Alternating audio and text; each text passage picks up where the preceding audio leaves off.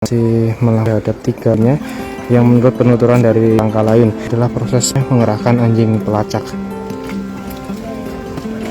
R, tersangka pembunuhan 4 bayi hasil incest dengan anak perempuannya berinisial E di Banyumas, Jawa Tengah dikenal sebagai dukun. Tersangka R ini sehari-hari sebagai dukun pengobatan. Aktivitas kesehariannya biasanya mancing di sungai. Kata Kepala Satuan Reserse Kriminal Polresta Banyumas Kompol Agus Supriyadi pada Senin 26 Juni. Agus mengungkapkan R total memiliki 3 orang istri. Istri pertama dinikahi secara sah, sedangkan istri kedua dan ketiga dinikahi secara siri, ujar Agus. Namun, menurut Agus, tersangka telah menceraikan istrinya yang pertama dan kedua.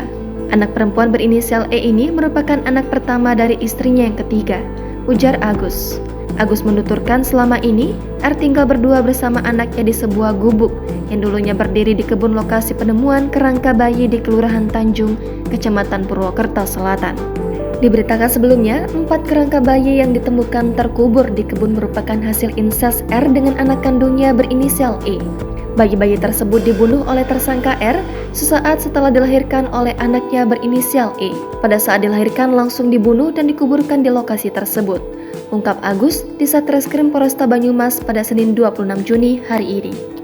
Itu tadi tim Inavis dari Polresta Banyumas menemukan selembar kain yang diduga adalah untuk membungkus kerangka janin yang dibuang dan dikubur di pekarangan rumah. Namun setelah dibuka tadi tidak ditemukan apa-apa ataupun tulang ataupun apa, tapi masih dilakukan upaya penggalian. Jangan lupa subscribe, share, komen, dan like ya.